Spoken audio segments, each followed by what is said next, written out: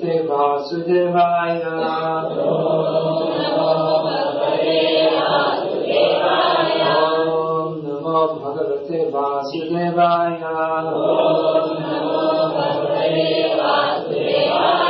Om Namo Bhagavate Vasudevaya. Om Namo Bhagavate Vasudevaya. Srimad Bhagavatam, Canto 7, Chapter 6, Text 1, translation and commentary by His Divine Grace Srila A.C. Bhakti-Vedanta Swami Prabhupada. Jai Srila Prabhupada. Cell phones off, please. In Dubai they have a rule, anyone's cell phone rings during the satsang, 50 dirhams fine, that's about 700 rupees. So, Shri Praharad Uvacha, Kaumara Acharya Pragyo Dharman Bhagavataniha Durlabham Manusham Janma Tadapya Dhruvam Arthadam. Prahlad Maharaj said, one who is sufficiently intelligent should use the human form of body from the very beginning of life. In other words, from the tender age of childhood, to practice the activities of devotional service, giving up all other engagements. The human body is most rarely achieved, and although temporary like other bodies, it is meaningful because in human life one can perform devotional service. Even a slight amount of sincere devotional service can give one complete perfection. Purport: the whole purpose of Vedic civilization and of reading the Vedas is to attain the perfect stage of devotional service in the human form of life, according to the Vedic system. Therefore, from the very beginning of life, the brahmacharya system is introduced so that from one's very childhood, from the age of 5 years, one can practice modifying one's human activities so as to engage perfectly in devotional service. As confirmed in Bhagavad-gita, Swalpalapyasya dharmasya trayate mahato bhayat. Even a little advancement on this path can protect one from the most dangerous type of fear. Modern civilization, not referring to the verdicts of Vedic literature, is so cruel to the members of human society that instead of teaching children to become brahmacharis, it teaches mothers to kill their children even in the womb on the plea of curbing the increase of population. And if by chance a child is saved, he is educated only for sense gratification. Gradually throughout the entire world, human society is losing interest in the perfection of life. Indeed, men are living like cats and dogs, spoiling the duration of their human lives by actually preparing to transmigrate again to the degraded species among the 84 lakh forms of life. The Krishna consciousness movement is anxious to serve human society by teaching people to perform devotional service which can save a human being from being degraded again to animal life. As already stated by Prahlad Maharaj, Bhagavad Dharma consists of Shravanam, Kirtanam, Vishnu Smaranam, Pada Sevanam, Archanam, Dandanam, Dasyam, Sakhyam, Atma Nivedanam. In all the schools, colleges and universities and at home, all children and youths should be taught to hear about the Supreme Personality of Godhead. In other words, they should be taught to hear the instructions of Bhagavad-gita, to put them into practice in their lives, and thus to become strong in devotional service, free from fear of being degraded to animal life. Following Bhagavad Dharma has been made extremely easy in this age of Kali.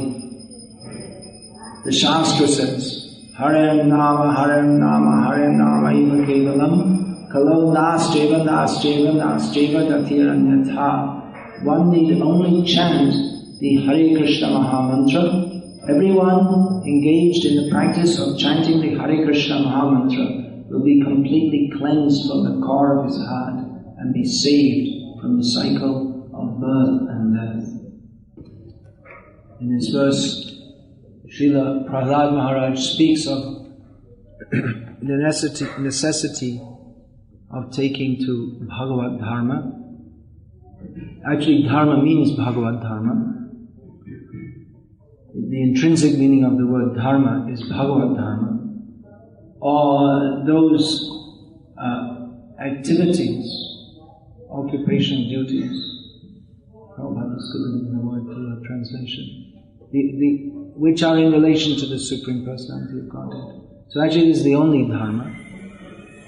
But within this world, because it's not the spiritual world, there are so many other concocted dharmas. Some which are supported by the Vedas, Brahma Dharma, Raja Dharma, Stri Dharma, Dana Dharma. There are so many dharmas which are supported by the Vedas, and these are recommended for human beings, but that is not the actual dharma of the jiva. Jaiva dharma. Jiva Surupai Krishna Nityadas. That's the only actual dharma. And then there is, but conventionally in this world, dharma means activities which are recommended in the Vedic literatures. But there are only, many of these dharmas are only recommended because we are such fools and rascals that we don't take to the actual dharma, which is sarva dhamman parityajya mamekam sharanam vraja, to surrender to Krishna only. There are also other kinds of adharma, vidharma, that which is against dharma, so-called dharmas or cheating dharmas, chala dharma, in the name of dharma, that which is cheating. But actual dharma means Bhagavad dharma. Just like the word guru, sometimes it's qualified by saying sadguru. Guru means sadguru. If he's not sadguru, then he's not a guru. If he asad, cannot be guru. Guru means jaha hoite Krishna bhakti shay guru hoy. Guru means from whom Krishna bhakti is obtained. But because also conventionally there may be Shastra Guru, one who teaches Shastra, but not necessarily who gives Krishna consciousness, but who teaches Shastra. Or there may be Mridanga Guru, one who teaches how to play Mridanga. Or in the modern age, it's common to speak of management gurus. So sometimes just to differentiate, it said Sadguru. Of course, Sadguru, this term is often used by Mayavadis who are not at all Sat. So their conception of what is Sat is also incorrect. Bhagavad Dharma, one should practice acharet, iha, in this life, in this world, iha durlabham, manusham janma, manusha janma, that is rarely achieved, and within human life, the opportunity to practice Krishna consciousness, that's also rarely achieved, iha, in this life. Although in the spiritual world, it's not at all rare, it's the only activity.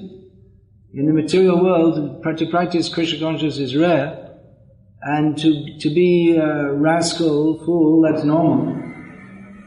Sometimes they dress up the rascals and fools and give them titles like CEO and Prime Minister and Miss World and this and that. But it's just different. This is considered very respectable.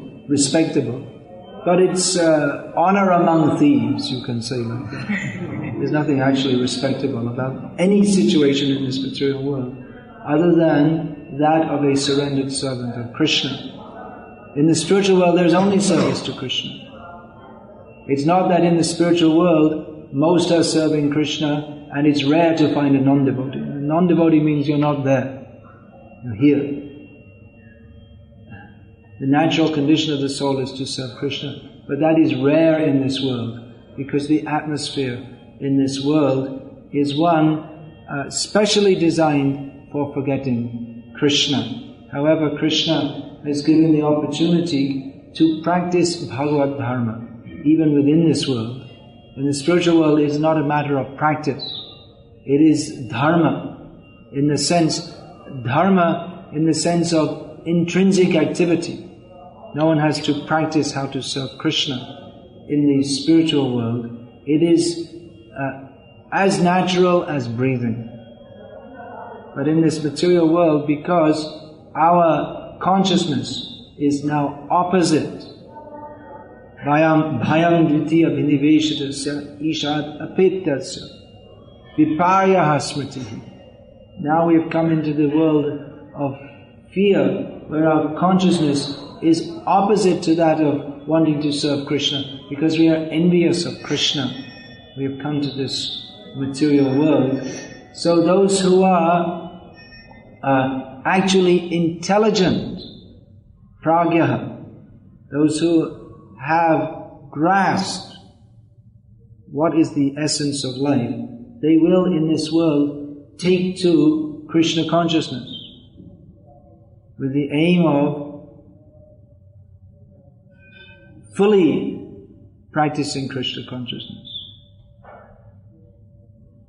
So Krishna consciousness is so overwhelmingly important, Prahlad Maharaj says, that it should be practiced even from the beginning of childhood. Actually, in saying so, Prahlad Maharaj is giving some kind of concession.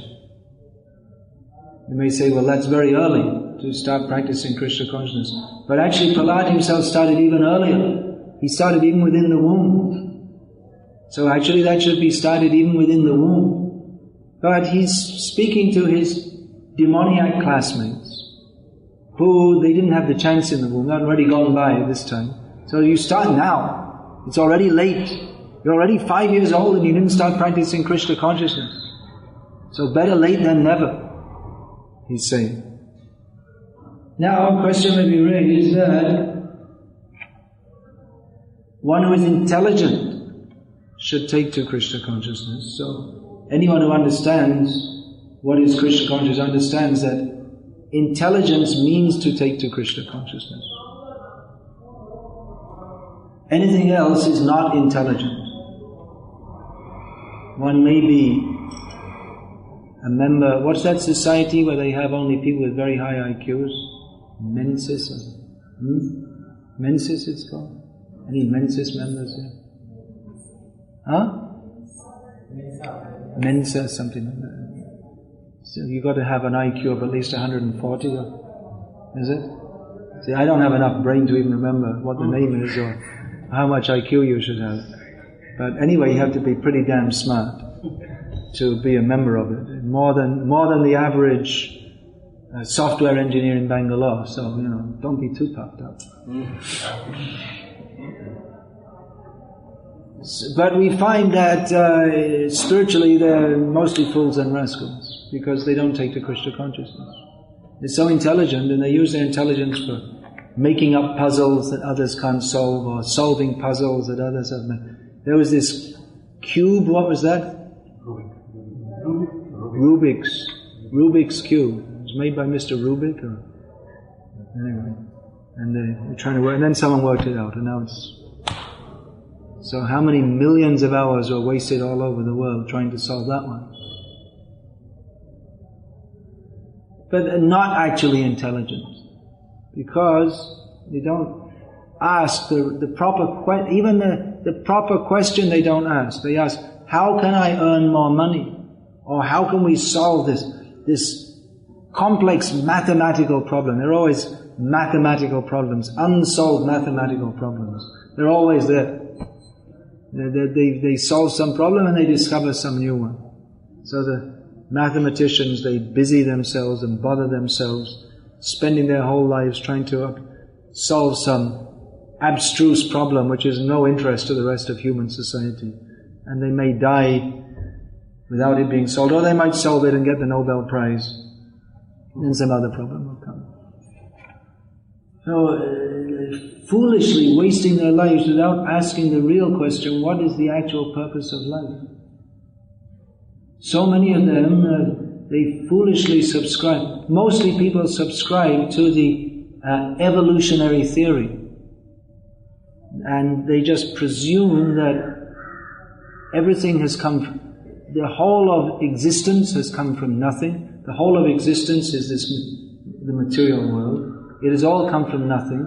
And the humans, or all species of life, have come into being by chance. And they apply their intelligence on the basis of this to all spheres of human so-called knowledge. For instance, in psychology they have theories.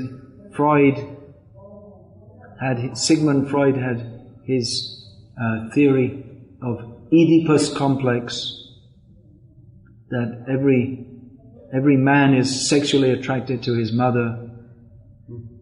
Pretty strange, but anyway, it's one of Freud's theories. And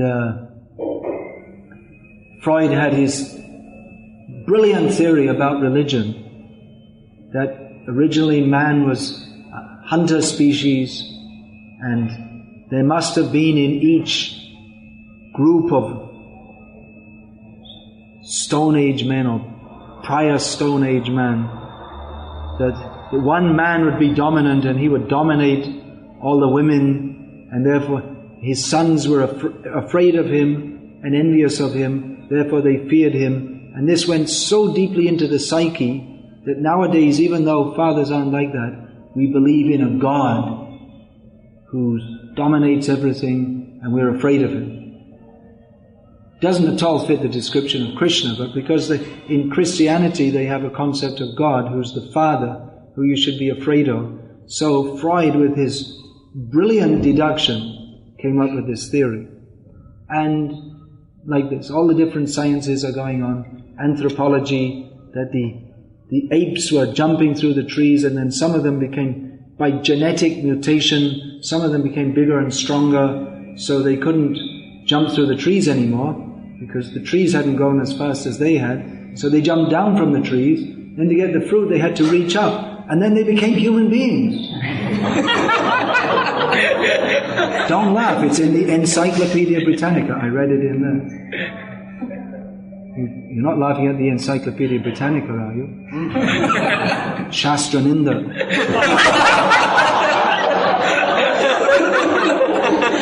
So he's not laughing. He's a respectable member of society.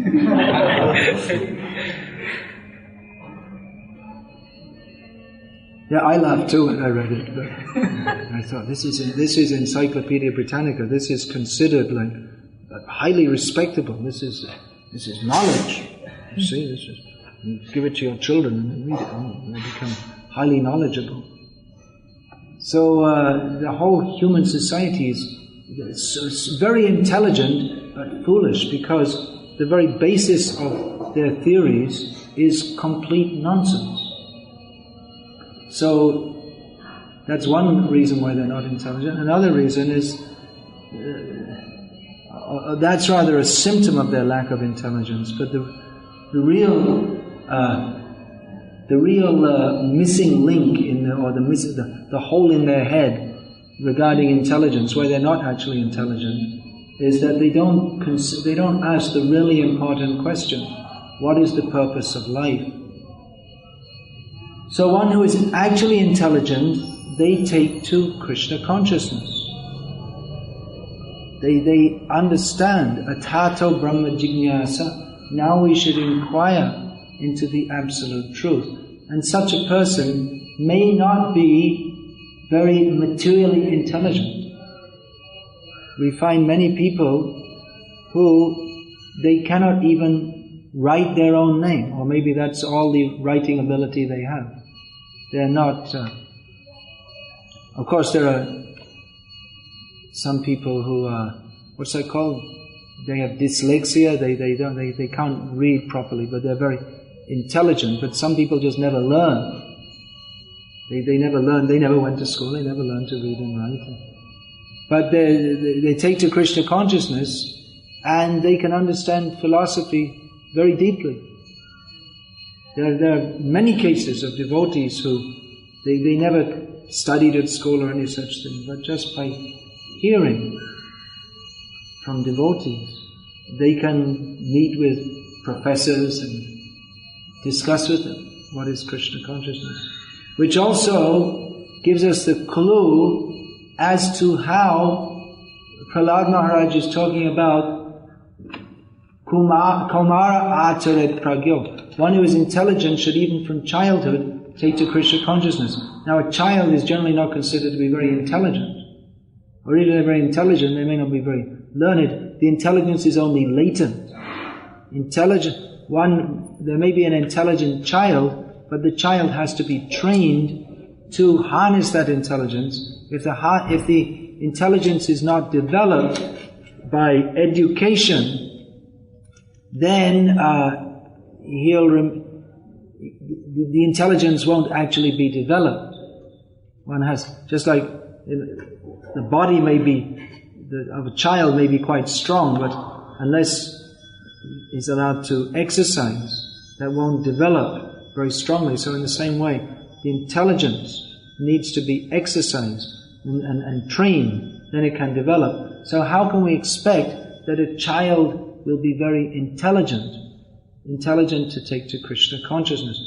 Well, we get the clue to this answer is there in as much as someone who is very maturely intelligent may be competing for the full number one prize with everyone else in the world, and someone who's not materially considered very intelligent may demonstrate their spiritual intelligence even more than that of many rishis and munis by taking to Krishna consciousness. So here we are talking of a different kind of intelligence. The spiritual intelligence to take to Krishna consciousness is not a product of material intelligence. That spiritual intelligence comes by association with those who are spiritually intelligent. That spiritual intelligence is imparted by those who are spiritually intelligent. Bhaktya sanjataya bhaktya.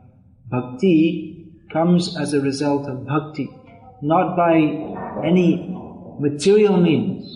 Janma koti sukritaya nalabhyate. Even by pious material activities, in millions of births, one cannot get Krishna consciousness. Krishna consciousness comes from Krishna consciousness, and Krishna consciousness is given by devotees. Bhakti tu Bhagavad-bhakta sangena parijayate.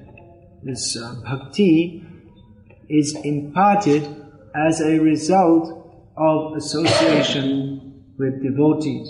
So actually here intelligence means Krishna consciousness. One who is, so what's actually being stated here, in another way, if we can say that one who is Krishna conscious will practice Krishna consciousness. But here the word is intelligent is given, because this intelligence to take to Krishna consciousness, or the intelligence by which one practices Krishna consciousness, that means that function of bhakti, that function which is at the basis of one's decision to take to bhakti, or the impelling desire to take to bhakti, which is based on vivek, intelligent discrimination. The intelligent discrimination means to see that there is this world and everything in it, and it stinks. Top to bottom, inside out, upside down, every way. There's nothing in this material world of any benefit for the jiva. Everything within this material world is, if taken as an object of one's enjoyment, everything herein is an anartha. Anartha means that which blocks one's development of Krishna consciousness, or that which is extrinsic to the soul. The material condition is, by its nature, anartha. Tadapi adhruvam arthatam. In this verse, Prahlad Maharaj uses the word arthatam, that which gives value. So again here, value or meaning, this again means Krishna consciousness.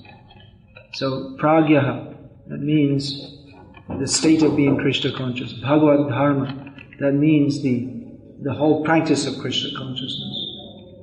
And artha, that means Krishna conscious. So Krishna consciousness being emphasized here throughout, but different aspects of Krishna consciousness. The intelligence to take to the practice of Krishna consciousness, which will give the desired result, which is Krishna consciousness. So this one who has intelligent discrimination can see that this material condition, it is anartha. It is anartha. It is extrinsic or opposite to the actual artha, jivartha, the goal of life, which is Krishna consciousness. Therefore, an intelligent person, seeing this, takes to Krishna consciousness, does not endeavor for anything in this material world. Tasyaiva heito prayateta kovido nalabhyate yad upri adha. What is that? Tandukavad. Oh no. I'm definitely not mensa material.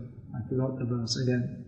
Anyway, the purport of this verse is that one who is actually intelligent and kovida, philosophically inclined, they should not endeavor for anything that is obtainable within this universe, understanding that everything within it, from the top to the bottom, is not, everything here is temporary, adrupam, this word is used here, adrupam, impermanent, temporary. Rather, one should endeavor for, one who is actually intelligent, should endeavor for that which will not be destroyed. Therefore we say, everyone in this material world who's not a devotee of Krishna is unintelligent. So you may say they have great intelligence, but it's not actually intelligence. It is like the animal's intelligence. The animals, sometimes you see animals have intelligence. They have intelligence how to find food. The animal has intelligence. Arctic terns, they have the intelligence to navigate their way from the North Pole to the South Pole every year. So they have intelligence. The salmon, one type of fish, it's born in the river, in the fresh water, swims out to the sea, and comes back again after swimming around in the sea, comes back to the same spot, the female salmon, to lay her eggs. So the intelligence is there, how to swim around in the sea and come back to the same point. So that is intelligence. But it's not the intelligence that will lead us to attain the actual artha, the actual goal of life. So therefore, any intelligence in this material world that is utilized in this material world for any goal other than attaining that which is permanent, which means Krishna consciousness, that is simply foolishness. That is true even of the Mayavadis, who they think they're endeavoring for that which is permanent, but they do not have knowledge of that which is actually permanent. Na sate vidyate bhavo, na bhavo vidyate sataha. That which is sat, that which is actually sat, that which is actually essential, that is permanent. And that, everything else, but that particular, what shall we say? Vastu, we can say. Vastu, that's all. Krishna is also Vastu. Vasava Vastu. He's the actual, substantial Vastu. So everything else but that, by its very nature, is impermanent. So the Mayavadis, they think that they give themselves names like Sadananda,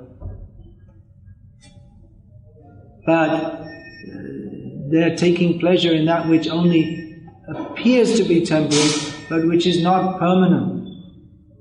Yene ravindaksha vimukta maninas tvayasta bhavat avishuddha buddhaya aruhya kritrena parang padam tatam patantyado adho anarita yushvadangaha. They think that we have come to the permanent situation, but because they're envious of Krishna, they neglect to worship His lotus feet, despite their severe endeavors in rising to the parampad, in rising to the spiritual position. They're not actually properly in the spiritual position because they've neglected to worship Krishna, and therefore they must fall down again. The sad story of the Mayavadis. So only Krishna consciousness is permanent, only Krishna consciousness is real, and the intelligence to take to Krishna consciousness, that may be attained by many lifetimes of trying to understand what is Sat, what is Asat. Neti neti, not this, not that. Ohunam jamanamante jnanavamam prapandate.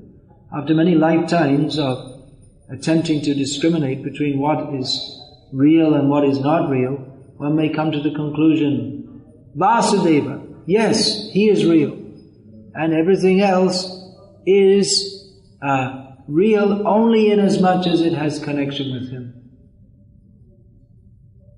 That is one way of attaining knowledge. Another way is to get that from those who are knowledgeable. So this transmission of Krishna consciousness can be given even in childhood, even within the womb. There is no material bar to transmission of Krishna consciousness, nor is it dependent upon any material condition. Krishna consciousness means directly the dharma of the jiva. Whatever the material covering of the jiva may be, the Krishna consciousness can be transmitted to him. Therefore we find that Prahlad Maharaj took to Krishna consciousness even within the womb. Dhruva Maharaj took to Krishna consciousness in childhood. Ajamil took to Krishna consciousness at the time of death. Even animals can take to Krishna consciousness. There is no material bar to taking to Krishna consciousness, nor is there any particular material condition that lends itself to taking to Krishna consciousness. But there is the spiritual condition or the facility of that facilitates Krishna consciousness, which is association with those who have it. Therefore, Bharatavarsha is said to be more favorable for taking to Krishna consciousness than other places. So you say, well, that's a material condition. But actually it's not a material condition. It just, by the will of the Lord, traditionally more devotees and the atmosphere of Krishna consciousness is there. Therefore, it is said to be. But otherwise, one who has association with pure devotees at the North Pole is in a better situation spiritually than one who doesn't have association with pure devotees, even living in a holy place in India. One may live on the bank of the Ganga, but if he doesn't have association with pure devotees, he's not as fortunate as one who has never heard of the Ganga and gets association with pure devotees. If one associates with pure devotees, then surely you'll hear of Ganga, for she is the very dear servant of Krishna. Gangara parasha hoile paschate pavam tomara. What is that?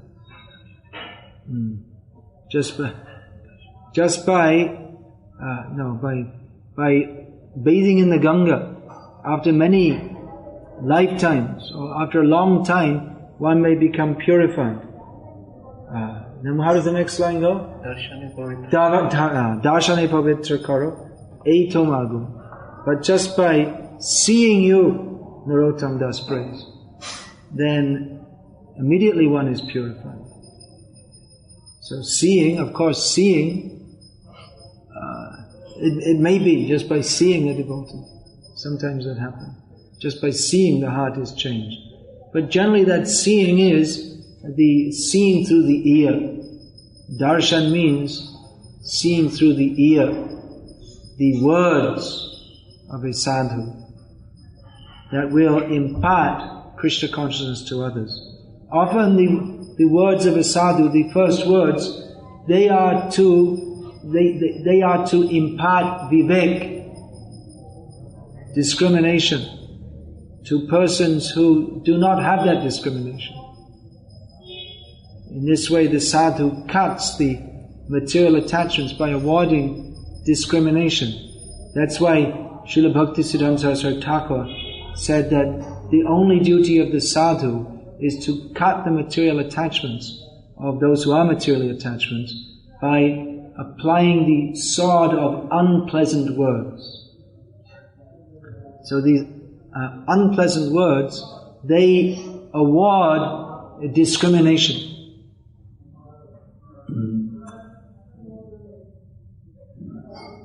If someone tells her that you are spoiling your life, I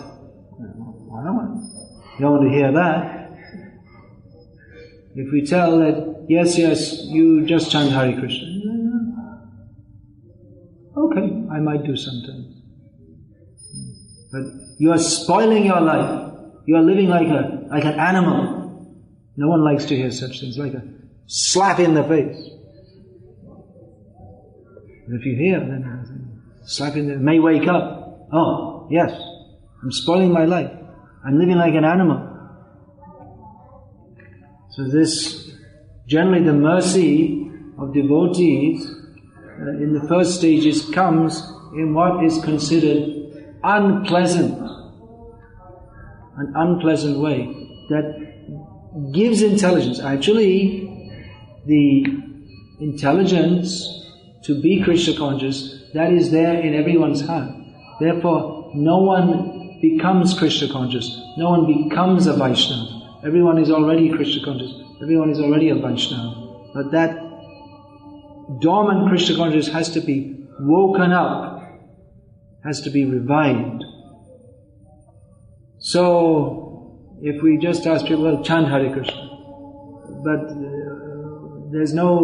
if there's no awakening in their heart of why they should chant Hare Krishna, then they may think, well, it's a nice pious thing to do. Maybe, it's Mahamada, maybe I'll do it. But it doesn't bring, if we just ask people to chant Hare Krishna, of course some people, we may just in passing, you please chant Hare Krishna.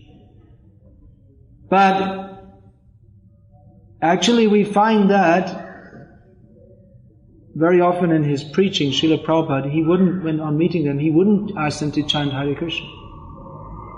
It wouldn't be the first thing he would say.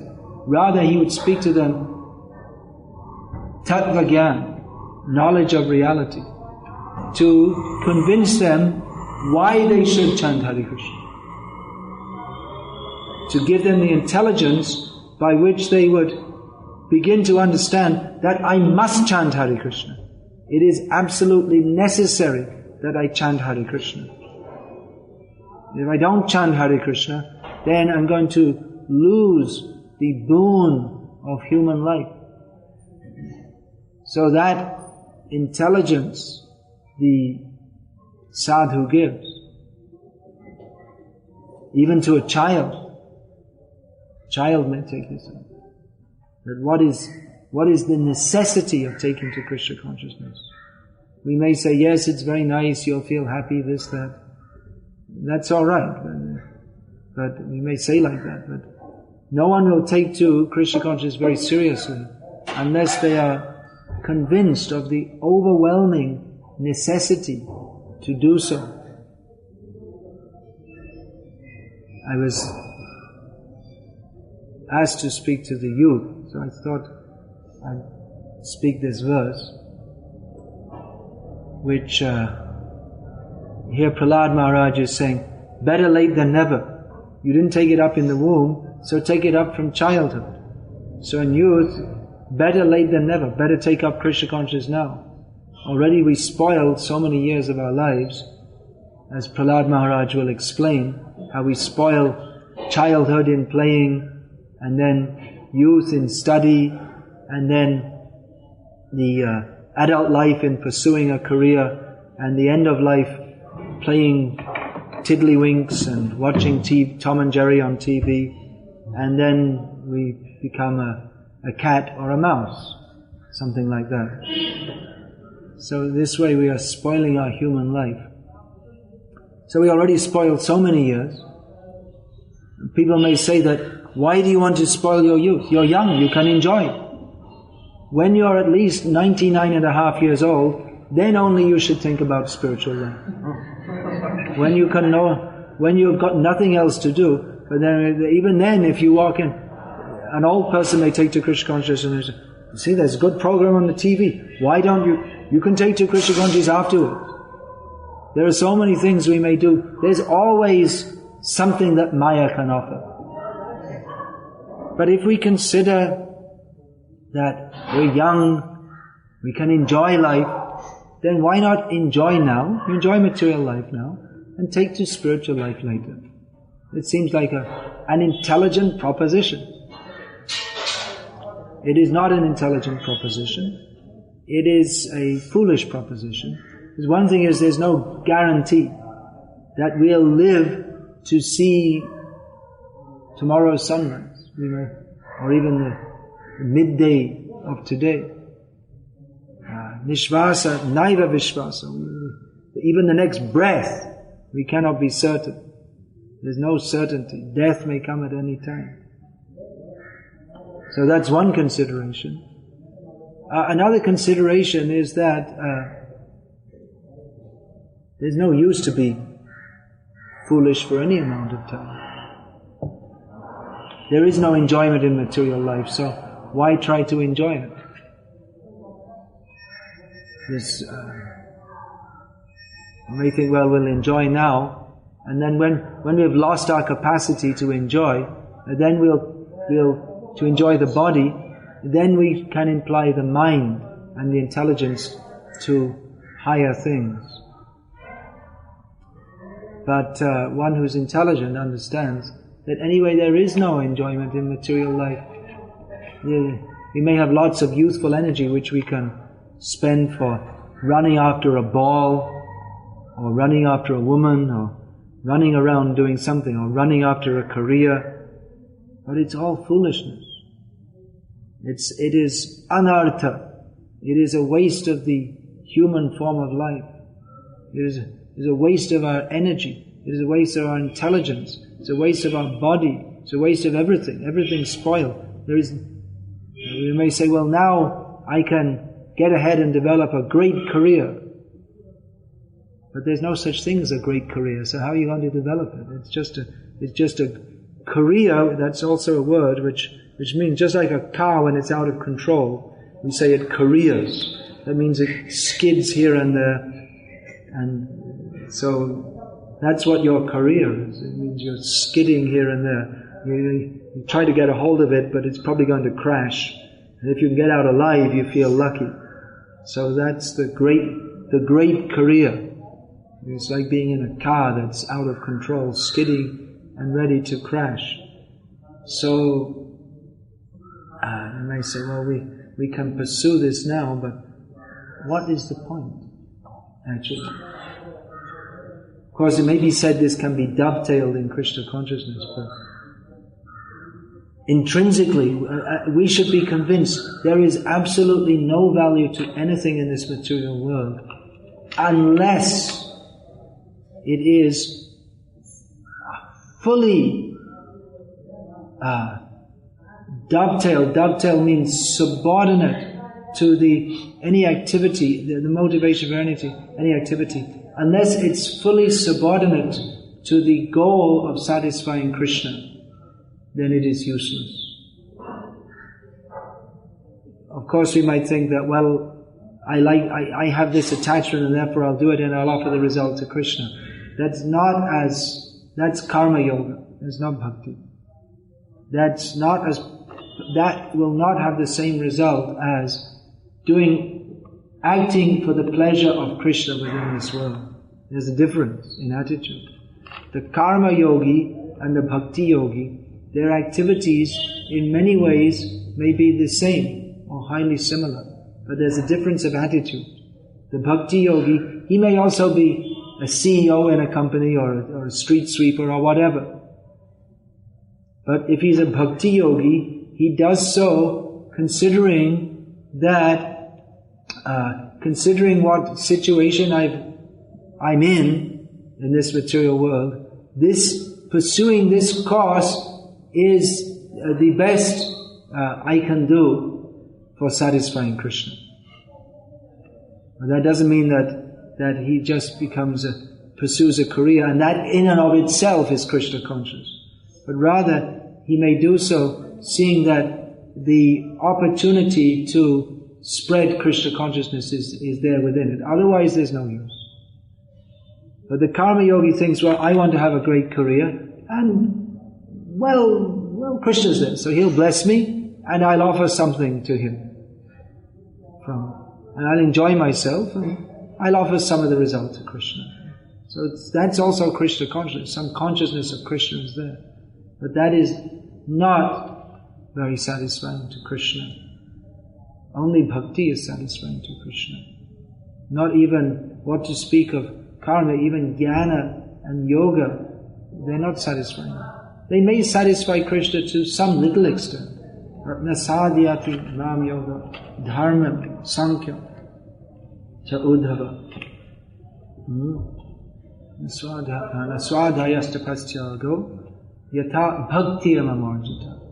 Lord Krishna tells Uddhava that nothing, even though it may be considered very pious, yoga, following the rules and regulations of material life as outlined in the Dharma Shastras, Sankhya, attempting to discriminate what is right, what is this material world, study of Shastra, performing austerities, performing tyaga, giving up objects of sense gratification. None of these things can satisfy Krishna in the same way as bhakti, which means activities performed solely for Krishna's pleasure. So this is what Prahlad Maharaj is speaking of. Just the opposite to the education of the demons. The education of the demons is how we can all live together and cooperate together to help facilitate each other's sense gratification. And if, in the course of doing so, an individual finds the opportunity to stab someone else in the back to promote his own supposed self-interest, and then that will also be done. Of course, there are rules and regulations how to do this in human society, therefore they have contracts and all this kind of thing. But if you can legally cheat someone, then that's acceptable, because it's his own fault. He wasn't intelligent enough. If in the course of pursuing your career, you can make politics against someone who's actually more fit for promotion than you, and have him thrown out and push yourself up, this is all acceptable in the karmi way of life. But for the devotee, he acts only for the satisfaction of Krishna,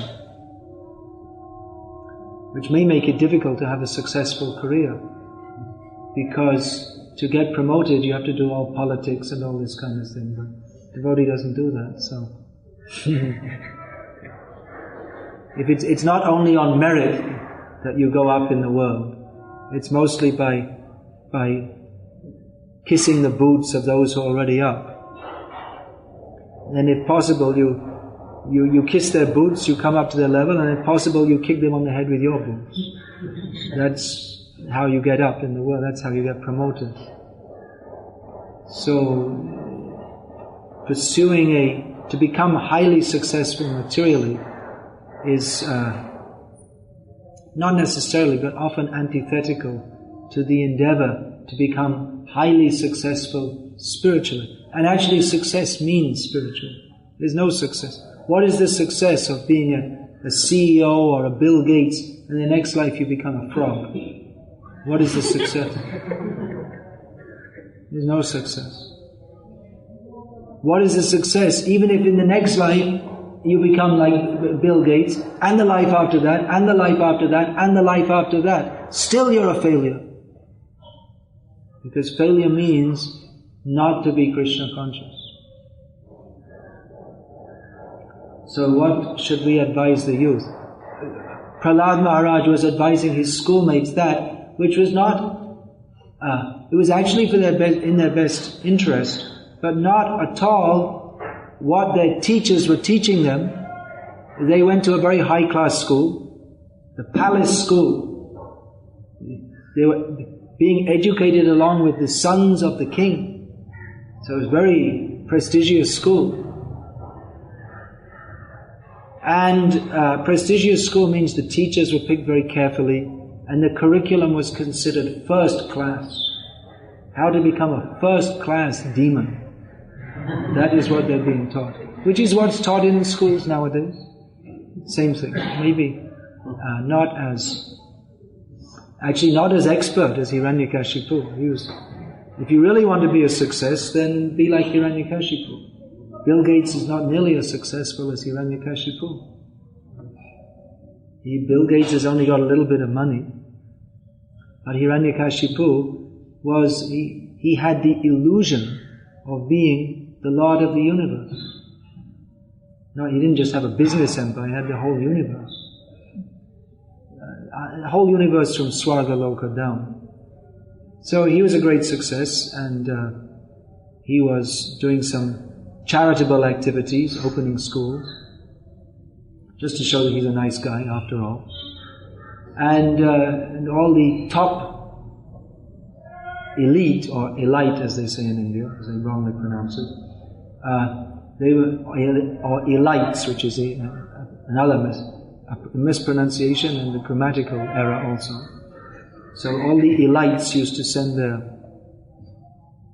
Actually, it's even a misuse of the word, so 3 ways, that's wrong English.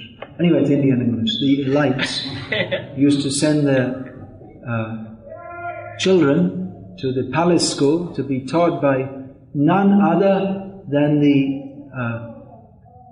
sons of the guru of the demons, and they were taught in all relevant subjects such as how to cheat others, how to make politics, how to push your own personal interest ahead, and so on.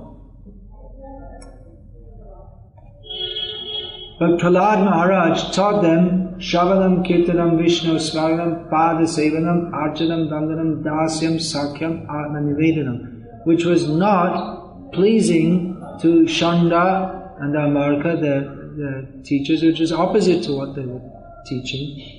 And it was, and not only, Prahlad Maharaj's teaching was not only an extracurricular activity, it was an anti-curricular activity. And when he found out, he got in a lot of trouble. He was spoiling Hiranyakashipu's reputation. So if we are to say this kind of thing, if we're to teach that everything else except Krishna consciousness is not only a waste of time, if it's a waste of time, you can say, well, that's kind of neutral, not very good and not very bad. It's not only a waste of time, but it is the worst poison. It is worse than drinking poison, is to engage in anything but Krishna consciousness. So if we say this is absolutely, of course it's a fact, but it's antithetical to everything the whole materialistic society stands for. So we can understand when our preaching is successful, is that those who are of demoniac disposition, they don't like it. As Prabhupada explained in one purport in Sri Chaitanya Charitamrita that all over the world, at that time there was a lot of opposition to the devotees chanting in the streets, and Prabhupada was saying, well, that's very good. It just shows that there's something of substance there. Otherwise they wouldn't be so upset. The demons wouldn't become upset if there was just something that they considered foolish, then they wouldn't be upset. But they can understand, as Prabhupada wrote in another purport, the world is feeling the weight of this Krishna consciousness movement, because they can understand that it's a threat to their demoniac society.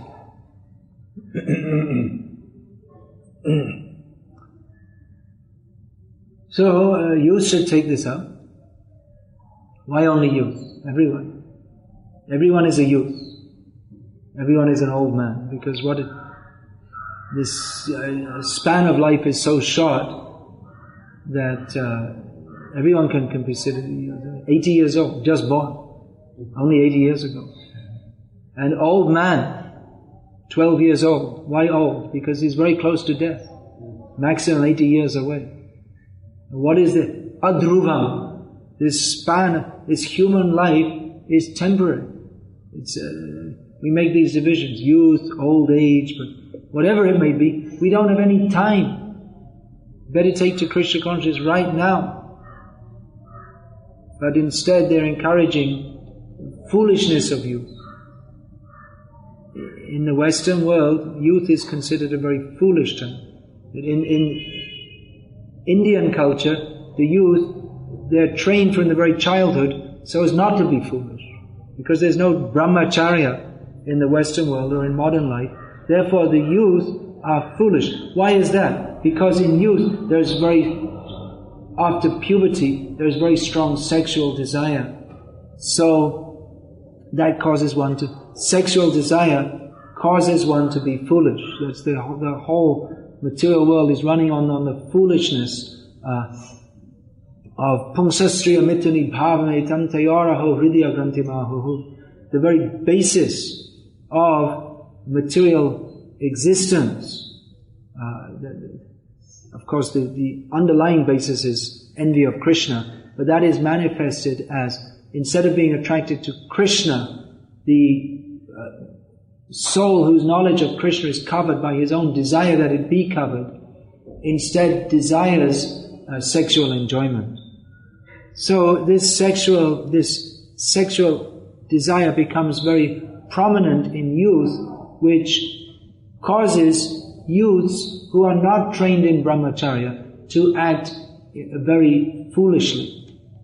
So in the Western world, it's considered that youth, they have some kind of license to act in a foolish way. It's considered, they're kids, they're getting drunk and fighting and breaking things up. Anyway, they're just kids. Of course, they may be, if it's too much, they may be arrested by the police and this and that. But some time ago I read in the newspaper that the son of Tony Blair, the Prime Minister of England, was arrested for drunken behavior. And he was taken to the police station, and Tony had to come, and he was told off and he was taken away. So it's considered, anyway, they're kids. So, they get drunk and they run around screaming and yelling, anyway, they're children. So but in Vedic culture, one is trained from the very beginning not to be foolish, sense control, how to serve the Guru, how to act politely, how to study the Vedas from the very beginning of life. Not very beginning, but from Kumara, from the Kumar age. So eventually the brahmacharya system broke down, but still the culture was going on, respect the parents, this and that, and that all broke down.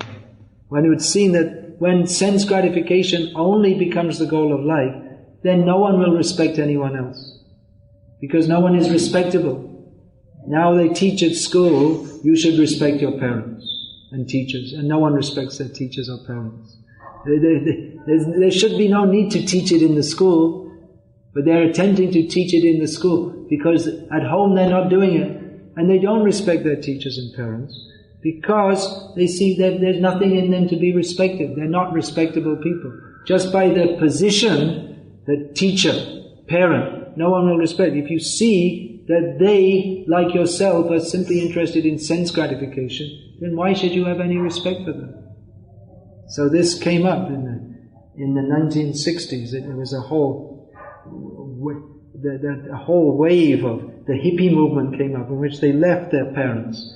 We don't care about your parents. We don't care about career. Your sons and your daughters are beyond your control, Bob Dylan song. For the times they are a-changing. So things were changing because the religion was thrown out, forgotten, the goal of life, only sense gratification. And then why shall anyone respect anyone else? Why should you respect your teacher? Why should you respect the Prime Minister even? No one is respectable. No one has any respect for anyone because no one is respectable. The children see that my parents, they're just like me, like a dog. They're running the parents or the teachers. I would see at school, the teachers, you could see the main interest of the teachers was not in educating the students, but in running around after the young female teachers and the young girls at school. That was what they were most interested in. So why should you respect them? It's the same as me. That's what I'm interested in. So it's a parampara of dogs and cats. Actually, you don't need parampara. Parampara means knowledge that is handed down. But that you don't need parampara. Because that is the latent envy of Krishna is manifested as sexual desire. So youth in general is considered foolish. And indulgence in foolishness is advertised as the pleasure that we should enjoy during youth. But now you're young, you have money, go to a party, enjoy yourself, go to disco, dance. This means this is considered pleasure, that is indulgence in foolishness. So one should take to Krishna consciousness, at the very least, to save himself from being a fool. And actually, we'll find that youth, although indulgent youth, although they're running around and dressing up in fashions and saying, we're having a great time, but inside, all the time they experience anxiety, isn't it? The anxiety of thinking, what are others thinking of me? And making a show so that others will think, yeah, he's a great guy. Isn't it? I know from my own youth. Full of anxiety. And all these, and you dance like this and you behave like this and yeah man, it's cool and let's do that. It's all just a show, because in the movies and the TV and it's shown you're supposed to behave like this and then you behave like, am I doing it right? Did I really? I told a joke, are they all going to laugh? And acting in a very loud kind of way and gross kind of way. Always thinking, what are others thinking of me? Foolishness. And while making a big show of being on top of the world and everything's great and I'm really happy, but inside full of anxiety, emptiness, there's nothing there. For all this running around and wearing fashionable clothes and driving motorbikes fast and all this, but it's all a big show to cover up that inside there is nothing. There's no happiness. And so we're always busy all the time. Busy at work. What is that advertisement? Work hard, party harder. We had some advertisement last time I was in Bangalore. They probably changed it. It's an advertisement for some shirts. So, of course, if you buy the shirt, that doesn't mean it's got no relationship to working harder or partying harder, but it's by, like that, they sell the Pepsi, isn't it? By showing the cricket star, by association. You don't become a cricket star by drinking Pepsi. But the idea is that by drinking it, you'll become as good or as bad as they are. So, like this, it's a culture of foolishness. Work hard, get money, and then buy all the things that we're making so you don't have any money left. So you have to work hard to get more money. And you have to work hard to get more money and then buy more things. And then we'll make more money because we're making more and more things. And we're inventing more and more things all the time that you can buy and you'll be happy, but you're never happy. So, and then frantic, working hard, partying harder, and we have to run around this, and then actually the body is totally exhausted, so flick some intoxicate, drink coffee in the morning, strong, so you can get up and face another day's work. Don't ever think about anything. Don't really think what is the purpose of life. Anyway, there's no time to think about it. And I was just thinking, what's this all about? Hey, come to the party. Oh, okay. The whole society is set up to make you a big fool. Anyway, in this material world, we're foolish. But how to become a very great fool. And the principal symptom of this foolishness is that we'll think we are very intelligent in doing so. And who is the greatest fool? They will take, he is the most intelligent, he is the most successful. So, youth, this is mostly misspent. It can be misspent, but it can be utilized properly also. Now that there is some youthful vigor, that should be engaged in the service of Krishna, because we don't have much time. We're all going to die very soon. Do you know that? You're all going to die very soon. And people say this, you start to get an anxiety.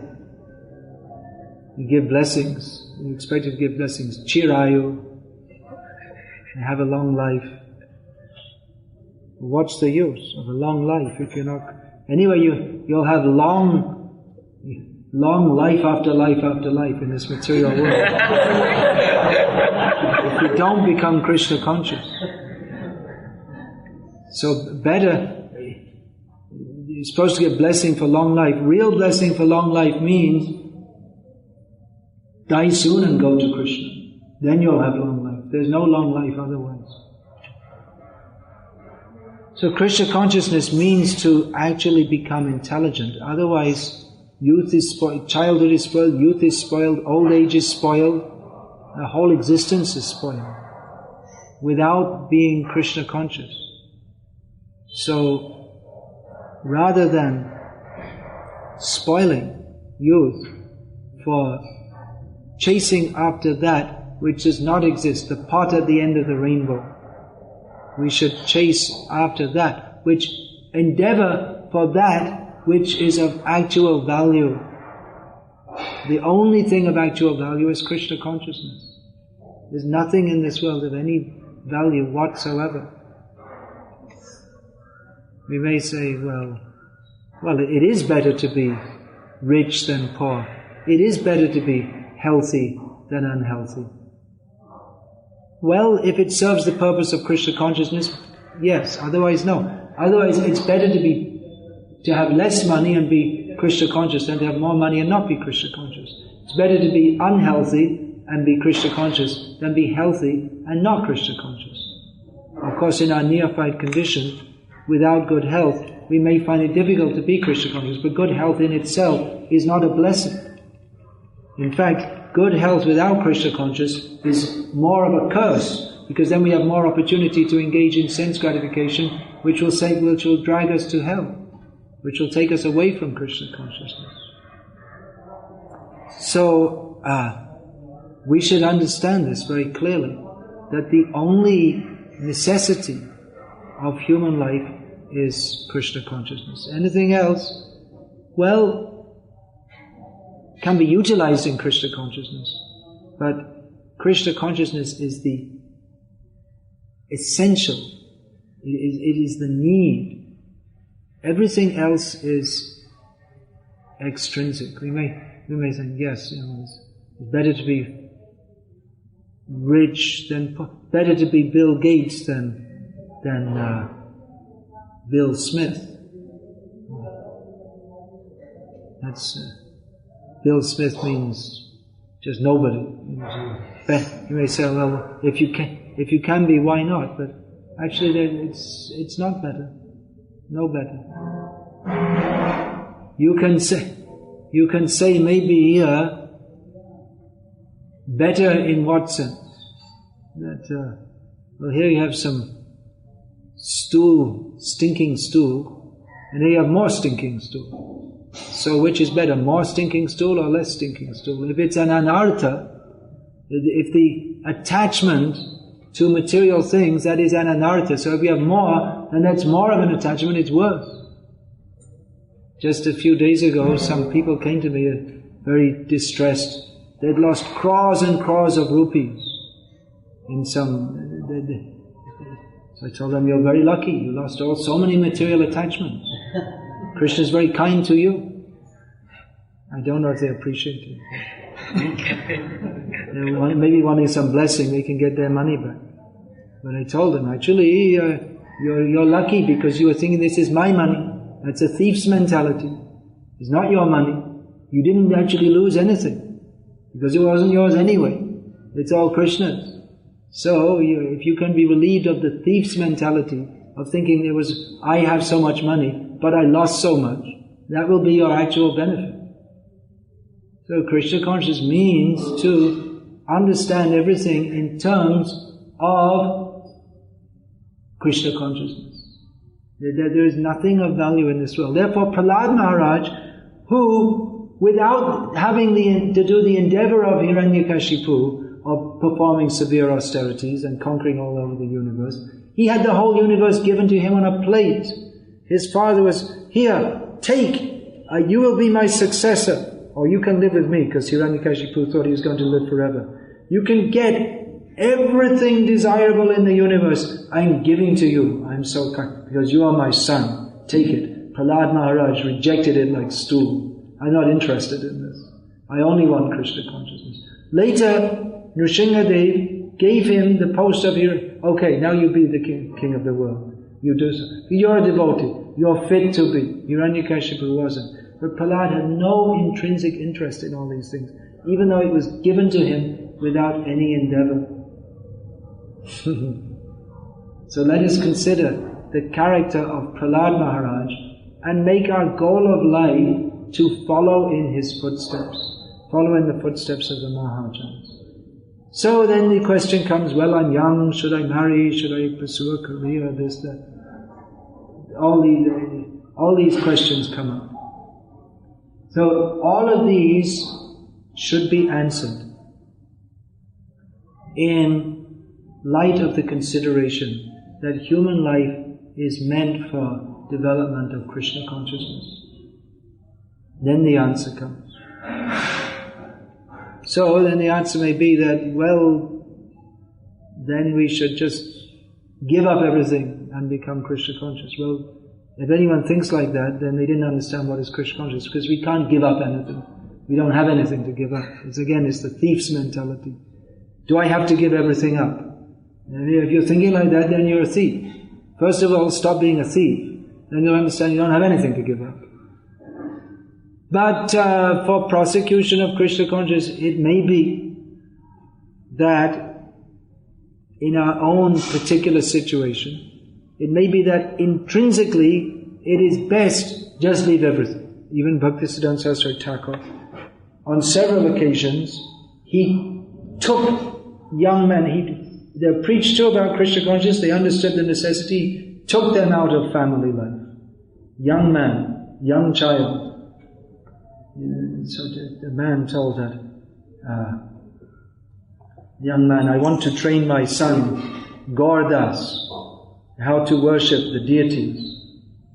And Bhaktisiddhanta Saraswati wrote it back to him that there are millions of Gauradases all over the world, tying people in material life. You come here, come out. So, young wife, young child, he came out and gave him sannyas. No consideration. Who will look after the wife? Who will look after the children? Because on the platform of what is the actual necessity. But if we don't have if realistically speaking we don't have the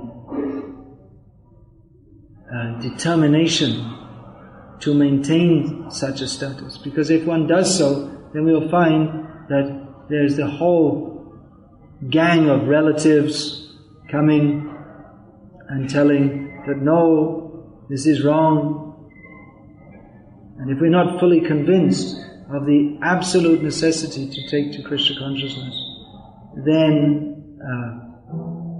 it may be advisable that we pursue Krishna consciousness in a less renounced situation. But pursuit of Krishna consciousness must be the goal of our life. Otherwise, it's living death. Anything but Krishna consciousness. If we have any other goal of life than to be Krishna conscious, then it is not life. It's zombie existence. Now, within our lives, we may also have, certainly if we have family, then we have certain duties and certain goals for them. But again, everything must be focused on the overwhelming need to become Krishna conscious, by which Prahlad Maharaj, even though being trained in how to rule the universe, that's pretty important training, isn't it? He wasn't interested. He wants to hear about Krishna. So that understanding. And actually he was educated in political affairs, and he was given charge of the universe.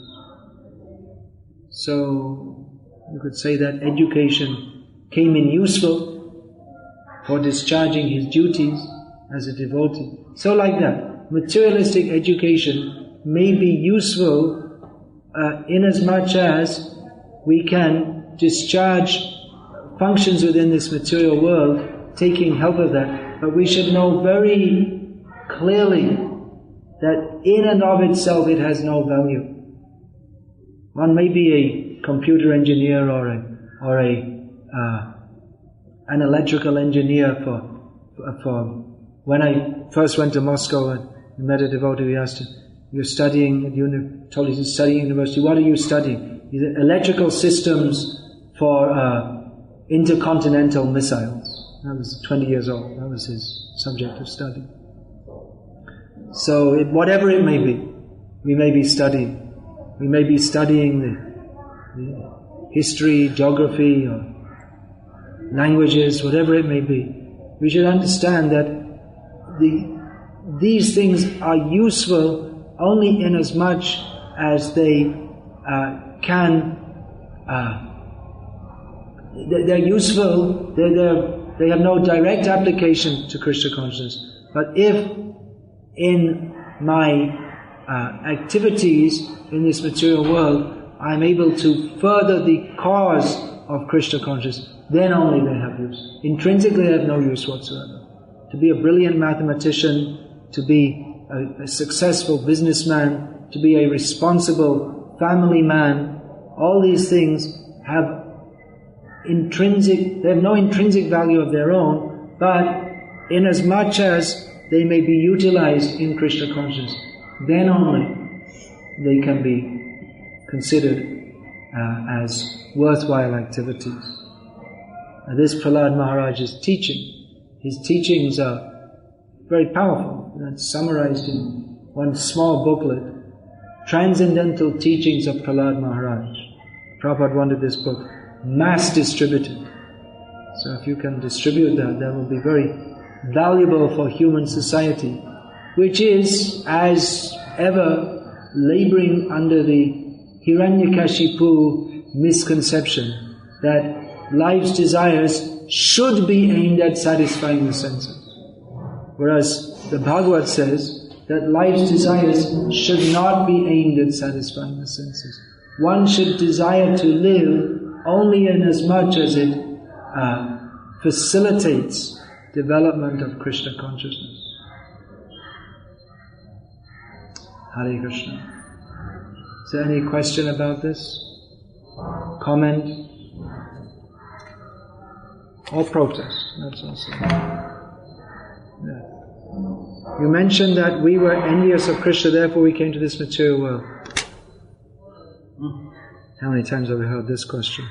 How is it to be possible to be envious of Krishna in the spiritual world? Please help me understand. It's not possible, therefore, when we become Krishna conscious, or when we become non-Krishna, when that tendency develops, then we come to the material world. It's not possible to be envious of Krishna in the spiritual world.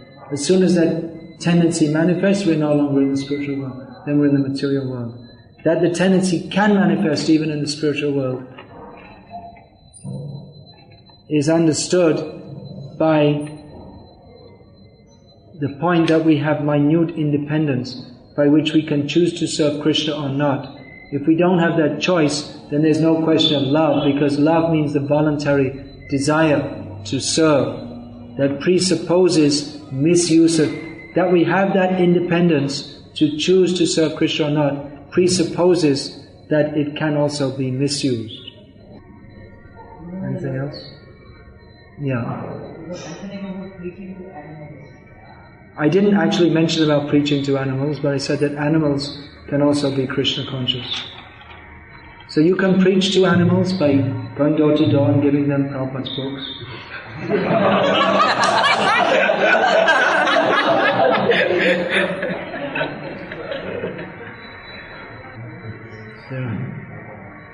I mean, I'm talking about the two-legged animals, not the four-legged animals they keep in their houses.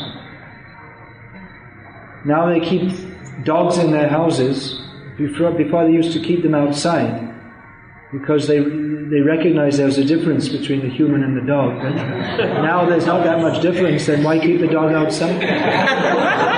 Might as well keep them inside, man's best friend. You want to preach to animals? You said Krishna conscious animals. Well, for the animals, Durlabham manusham janma tadapya dhruvam artata. Among the human species is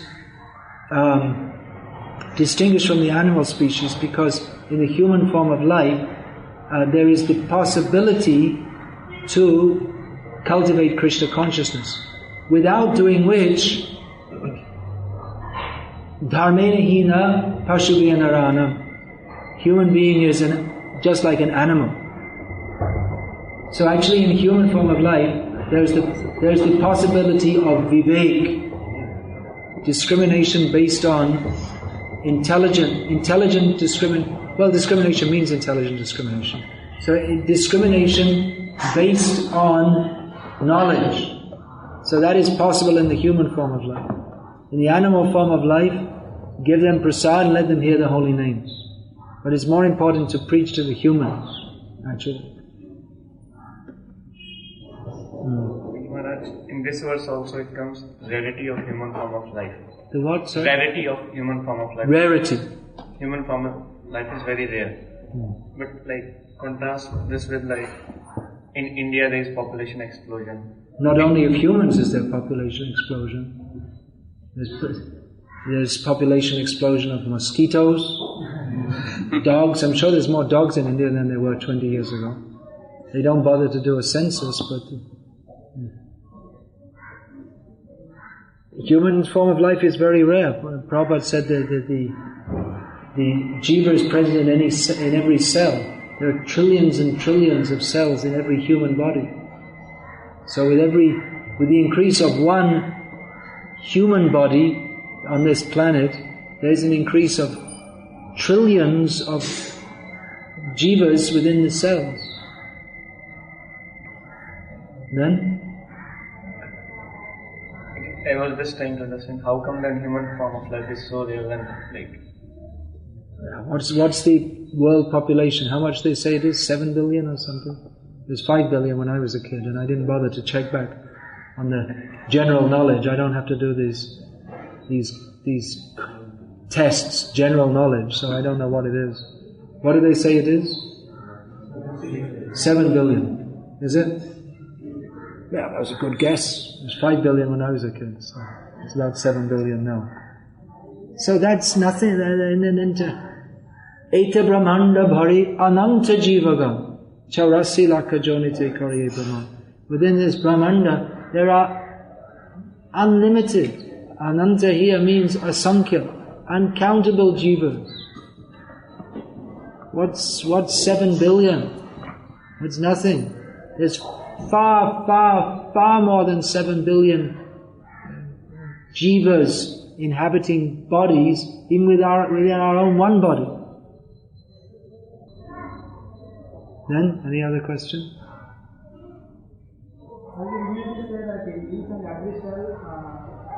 Do I mean to say? Well, I said it and I meant to say it. I wasn't speaking cryptically.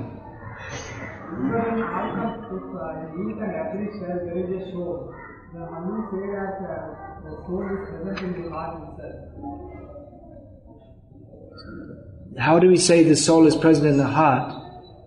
Because the cell doesn't have a heart. Well, the exact word used in Bhagavad-gita is hriddesh, the area of the heart, which in a human being or in animals or species that have hearts, that means where the actual hridaya is. But then we Ishvara sarva bhutanam hriddesha arjuna tishtati. Within every living body, within the sarva bhuta. So that also includes the plants. So hriddesh means the area of the heart, which means, as we can take it in this context, where the soul is present in the body, that place the Paramatma is also present. You understand? The soul is present within the body. The presence of the soul, or this seat of the soul, is the area of the heart. So that may be in another species, in the plant species. That may be not exactly, there is no heart cavity. But the soul is there, otherwise how is the plant growing? And the super soul is also there. It doesn't necessarily mean that, you see here we have the term sarva bhuteshu, in every living being. And we have hriddesha, within the region of the heart. So if this appears to be contradictory, that not every living being has a heart as such, then it requires us to understand it, just like we say, the cowherd men's residences on the Ganga. So you say, on the Ganga, well if it's a residence, how is it on the Ganga? It means it's being washed away. Then we understand it means on the bank of the Ganga. This is how language works. Not only in Sanskrit, in English also. Gangayam Ghosha in Sanskrit means the residences of the cowherd people on the Ganga. So in the same thing in English, if you say, where is your house? On the Ganga. So it could mean you live on a houseboat, but generally it will be taken to mean that you have a house on the bank of the Ganga. Even though it's not explicitly stated, it's understood. Then, anything else? So, we'll finish this class at this point. And from this point, continue with other activities of Krishna conscious and